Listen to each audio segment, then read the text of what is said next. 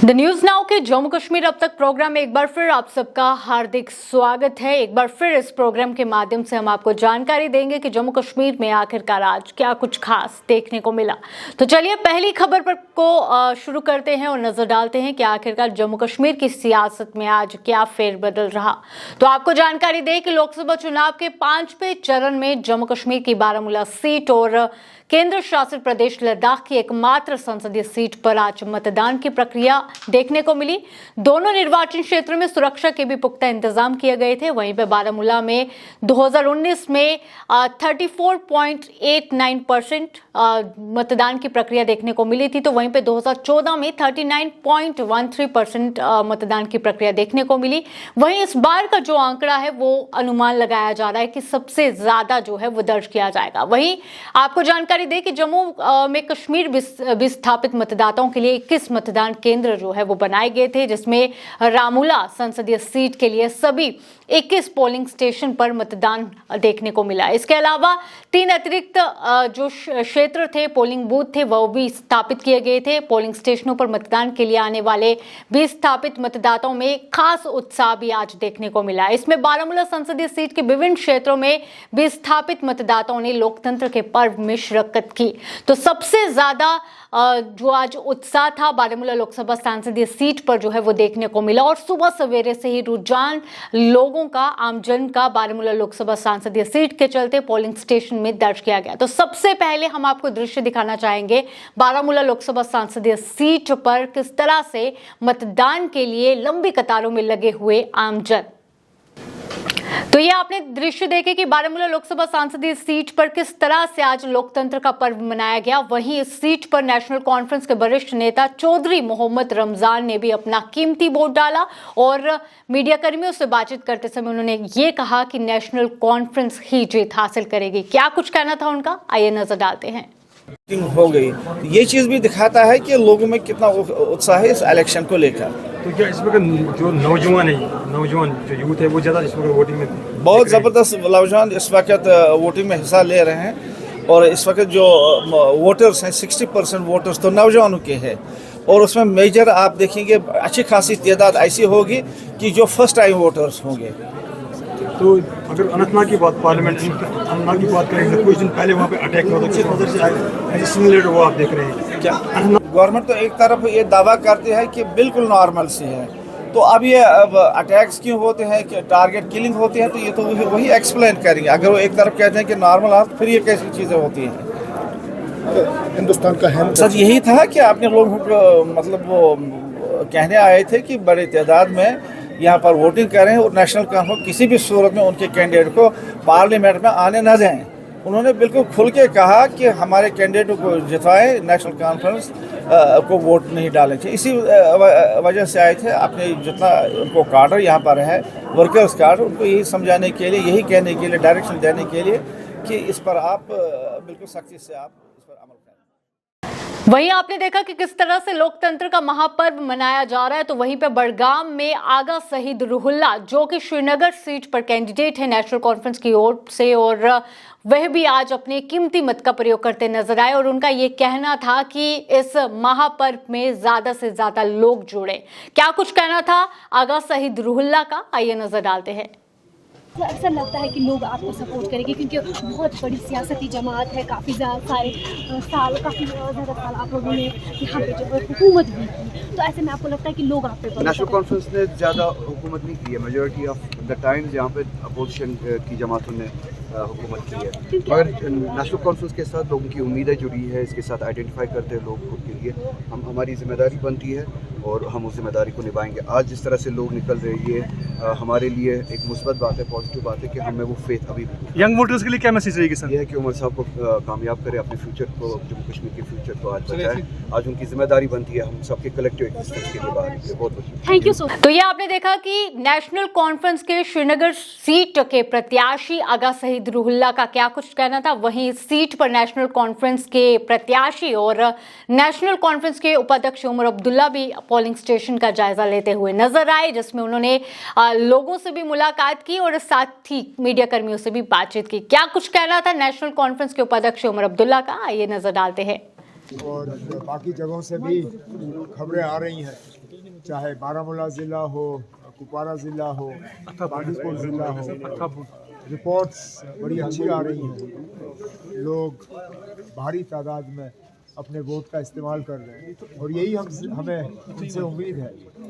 एक सियासतदान होने के नाते मेरी ये उम्मीद है कि ज़्यादा से ज़्यादा लोग अपने वोट का इस्तेमाल करें और एक उम्मीदवार होने के नाते मेरी ये उम्मीद है कि ज़्यादा से ज़्यादा वोट जो है नेशनल कॉन्फ्रेंस और मुझे मिले। बाकी लोगों का जो फैसला है वो 4 जून को पता चलेगा। सर, कल के अफसोसनाक वाक़े के बाद क्या लगता है आपको रखना डालने की कोशिश गई और कौन सी ताकतें इसके पीछे हैं? आप जो 2 हमले हुए थे उसका जिक्र कर रहे हैं, लेकिन हम पहले से ही ये कहते आए हैं कि हालात नॉर्मल नहीं हैं और इन मिलिटेंटों ने बार बार ये साबित किया है कि ये जब कभी जो है हमला करना चाहें ये करते हैं। अफसोस की बात यह है कि इसमें एक सियासतदान, एक साबका सरपंच बीजेपी की तरफ से वो अपनी जान गंवा गए और 2 टूरिस्ट जो हैं वो ज़ख्मी हुए। मेरी तो हुकूमत से यही मोतबाना गुजारिश होगी कि कम से कम अब नॉर्मल सी की बात वो कम ही करें, क्योंकि हालात नॉर्मल नहीं हैं। और दूसरी बात, ये जो बार बार नॉर्मल सी के हवाले से वो टूरिज़म की बात करते हैं, इसका भी वो ज़रा कम जिक्र करें, क्योंकि जब कभी वो नॉर्मल सी को टूरिज़म के साथ जोड़ते हैं तो खामखा वो टूरिस्टों को खतरे में डाल रहे हैं। मैं भी यहाँ 6 साल वज़ीर आला रहा, मेरे हुकूमत में भी टूरिस्ट आए, लेकिन हमने कभी ये नहीं कहा कि देखो जी कितने लाख टूरिस्ट आ रहे हैं इसलिए सारा कुछ नॉर्मल है। ये करने के बाद आप बिना वजह जो है टूरिस्टों को निशाना बनवा रहे हैं। हमारी तो यही कोशिश रहनी चाहिए कि ये लोग आएँ, अपना यहाँ पे जो है अपनी छुट्टी मनाएं और सही सलामत यहाँ से। तो ये आपने देखा कि नेशनल कॉन्फ्रेंस के उम्मीदवार उमर अब्दुल्ला जो है वो लगातार पोलिंग स्टेशन में पहुंचे, पोलिंग स्टेशन का रुख करते भी नजर आए। वहीं पे बारामूला लोकसभा संसदीय सीट में जम्मू कश्मीर पीपल्स कॉन्फ्रेंस के उम्मीदवार सज्जाद गनी लोन ने भी अपना कीमती वोट डाला। उन्होंने लोगों से अधिक संख्या में वोट करने की अपील भी की। क्या कुछ कहना था सज्जाद गनी लोन का, आइए नजर डालते हैं। करने में हमारा रोल है, ये एक बहुत ही अहम मुद्दा हमारे लिए। तो आपने क्या देखा सर कुपवारा में इस वक्त, बारामूला में क्या? अब अल्लाह के बाद लोगों के हाथ में, अब इस पर तज्जिया करना, हमने मेहनत की, लोगों को समझाया, अब लोगों का मान वो ठीक है, बस वो ठीक है, बहुत अच्छी बात है। अब ये लोगों का मामला है, ना आपका मामला, मीडिया का, ना मेरा। अंदर जाकर कौन किस पर दबाता है वो उनको मालूम है। इंशाल्लाह हम आई एम वेरी कॉन्फिडेंट, लेकिन नदामत के साथ बहुत दैट्स अ गुड थिंग। यहाँ तो हमेशा है और ये था। आपको ये पता हो कि मतलब इसमें 18 में से तो 12 कॉन्स्टिट्यूंसीज में हमेशा हाई ही होता था, तो 5-6 कॉन्स्टिट्यूंसी अगर वहाँ भी हो रहा है तो अच्छी बात है। चलें आप चलें। तो ये आपने देखा कि जम्मू कश्मीर पीपल्स कॉन्फ्रेंस के जो अध्यक्ष हैं और इस सीट पर प्रत्याशी सज्जाद गनी लोन का क्या कुछ कहना था। वहीं प्रतिबंधित संगठन जमात इस्लामी के पूर्व महासचिव गुलाम कादिर लोन ने युवाओं से ज्यादा संख्या में मतदान करने की अपील की। उन्होंने कहा कि मतदाताओं की भरपूर भागीदारी में 1987 के चुनाव धांधली का काला अध्याय दोहराया नहीं जाएगा। क्या कुछ कहना था, आइए नजर डालते हैं। हुआ शायद आइंदा इंतखाबात में धांधलियां नहीं होंगी, जिसके हक में वोट लोग डालेंगे रिजल्ट उसी के हक में आएगा। इसलिए हम इस उम्मीद पे अब फिर इस मैदान में आ गए हैं कि आइंदा धांधलियां नहीं होंगी। तो किस चीज़ ने आपको ये भरोसा दिया है कि आप वोट कास्ट करेंगे और आपको ये असल में ये है कि भरोसा के लिए हमें किसी की तरफ से कोई सनद नहीं मिली है, लेकिन हालात का अंदाज़ा है। शायद हुकूमत हिंदुस्तान को भी अब ये एहसास हो रहा है या हो चुका है कि इलेक्शन में धांधलियाँ होने की वजह से यहाँ का नौजवान तबका जो है वो उसने उसका बहुत ज़्यादा नोटिस लिया। शायद आइंदा भी अगर ये अमल यहाँ दोहराया जाए तो हालात ठीक नहीं होंगे। इसलिए जमहूरी अमल जो है इस पे लोगों का जो वोट है उसकी कदर की जाए। समझते हैं हम कि आइंदा ऐसा होगा, ये उम्मीद है। मेरे बाकी कोई भरोसा नहीं है, कहेंगे भरोसा नहीं करेंगे, किसी तरह से कोई सनद नहीं मिली है। अलबत्ता उम्मीद है कि शायद आइंदा ऐसा नहीं होगा। नौजवानों के लिए ये सोचना चाहिए कि एक मुस्तकबिल जो है हमारी रियासत का, इसमें वो अपना पॉजिटिव रोल अदा करें, अपनी काबिलियत को दिखाएं और हर महाज पे जहां उनको जाना होगा वो इस बात को साबित करें कि हमारे यहाँ टैलेंट है, हमारे पास काबिलियत है और हम अपनी काबिलियत से बहुत कुछ हासिल कर सकते हैं। इसमें बहुत दान लिया हुई, ये पता नहीं मुझे मुस्लिम मुत्तहिद कितनी नशस्तों पर कामयाब होता, लेकिन ये मुझे पता है कि धांधलियाँ हो गई। हमारे यहाँ जो जिस कॉन्स्टिट्यूंसी से मैं लड़ता था 700 वोटों से नेशनल कॉन्फ्रेंस को जिताया गया, लेकिन 1 बजे के बाद से एक बहुत बड़े इलाके में वोट डालने की इजाज़त हमारे कारकुनों में को नहीं दी गई। इसलिए ऐसा ही और जगहों पर भी हुआ। करेंगे पार्टिसिपेट इलेक्शन, हाँ डेफिनेट। मैं नहीं, पार्टी भी करेगी अगर उसको बहाल किया गया, अगर नहीं तो इंडिविजुअल भी हम वोट डालेंगे, चाहे पार्टी सब पार्टिसिपेट करें या ना करें, पार्टिसिपेट करें या ना करें, लेकिन अगर पाबंदी हम पर से उठाई गई तो हम ठीक तरह से इलेक्शन। तो ये आपने देखा कि बारामूला लोकसभा संसदीय सीट पर आज क्या कुछ नजारा देखने को मिला और किस तरह से लोकतंत्र का महापर्व इस सीट पर मनाया गया। वहीं दूसरी ओर लद्दाख लोकसभा संसदीय सीट पर भी जमकर रुझान जन का देखने को मिला और लंबी कतारें देखने को मिली, जिसके दौरान लद्दाख लोकसभा संसदीय सीट की दोनों ही डिस्ट्रिक्ट्स में बाहरी रुझान जनता का देखने को मिला। और पहले भी हम कई बार आपको जानकारी दे चुके हैं लद्दाख लोकसभा संसदीय सीट की, और जिसके चलते 2 लाख से भी कम यहाँ पे वोटर्स की संख्या है। लेकिन फिलहाल कारगिल में जिस तरह से एक अलग ही जो दृश्य हैं वो देखने को मिले और कारगिल में जिस तरह से इंडिपेंडेंट कैंडिडेट हाजी हनीफा जान को प्यार देखने को मिल पा रहा है, तो वो कई सवाल भी खड़े कर रहा है। लेकिन भारतीय जनता पार्टी पर कई हद तक आज दबाव जो है वो देखने को मिला, क्योंकि सीट रिटेंशन का एक अलग ही दबाव भारतीय जनता पार्टी पर है। पर देखना होगा कि 4 जून को क्या फैसला लद्दाख की जनता का सामने आता है। लेकिन उससे पहले हम दृश्य दिखाना चाहेंगे लद्दाख लोकसभा संसदीय सीट के कि आखिरकार वहां आज किस तरह का नजारा देखने को मिला।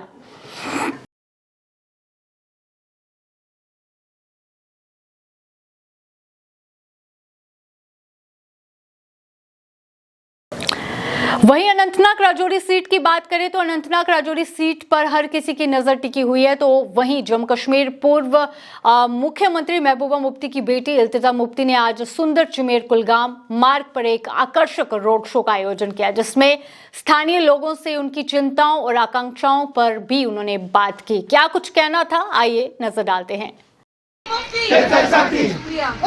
Jammu and Kashmir People's Democratic Party जिंदाबाद।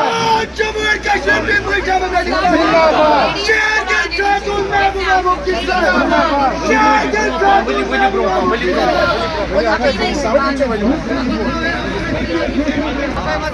मुझे हमारी लेडीज पे बहुत लगाव है और प्यार है। मैं इंशाल्लाह फिर से आऊंगी आपसे मिलने।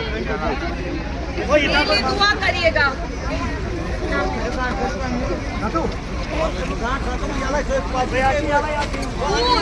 मैं आपकी बेटी हूँ।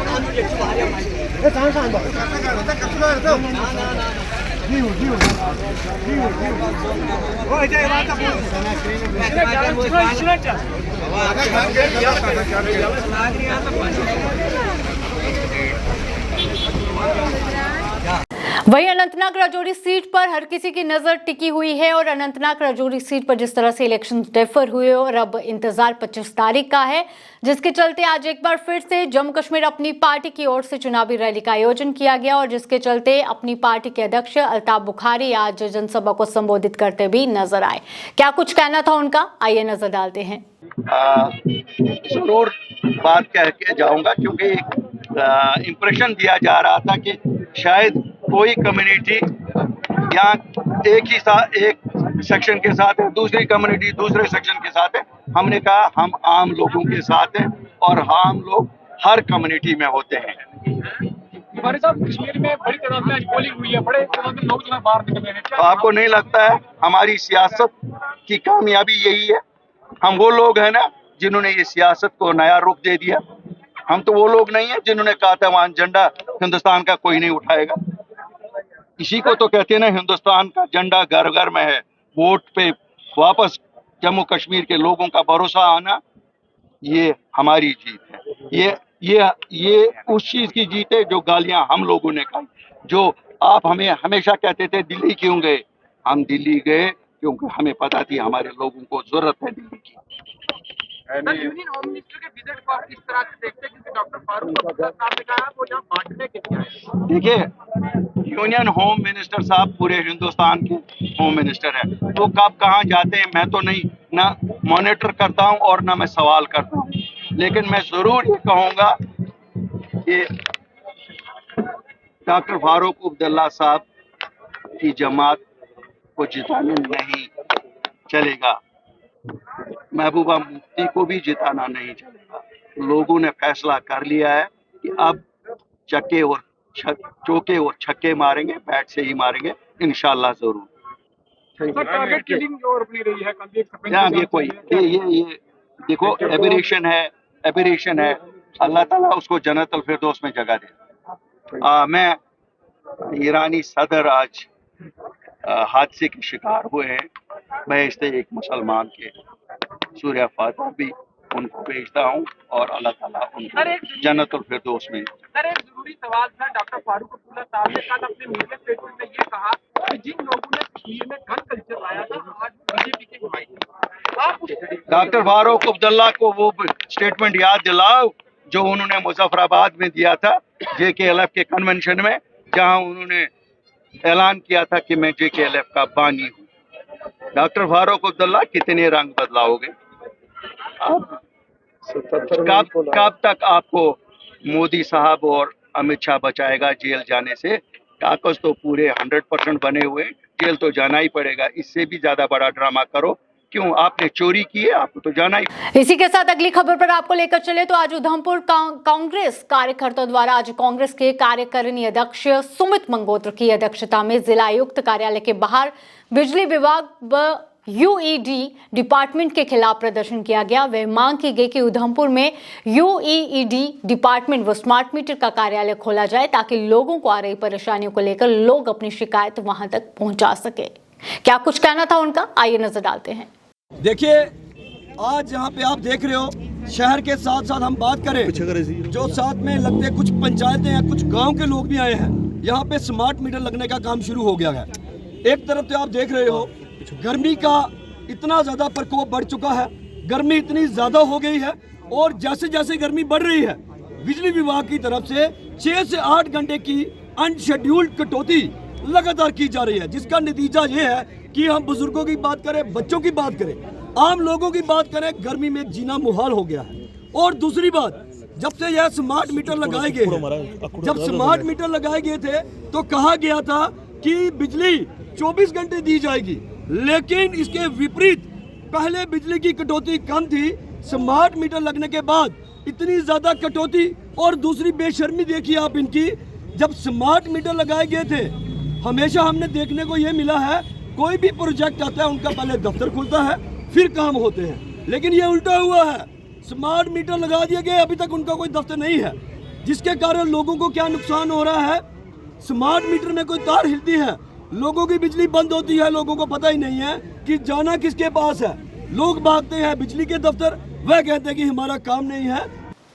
इसी के साथ फिलहाल आज के प्रोग्राम में इतना ही। और आज सबसे बड़ी खबर यही रही कि आज बारामूला लोकसभा सांसदीय सीट पर और लद्दाख लोकसभा सीट पर आज 5वें चरण में मतदान की प्रक्रिया देखने को मिली और लगातार रुझान सुबह से सवेरे से ही जनता का जो है पोलिंग स्टेशन की ओर देखने को मिला। अब देखना ये होगा कि ईवीएम में किसके हक में एक फैसला जो रिकॉर्ड हुआ है। आपका क्या कहना है, कमेंट सेक्शन में आप अपनी राय जरूर साझा करिएगा। फिलहाल मुझे दीजिए इजाजत, धन्यवाद।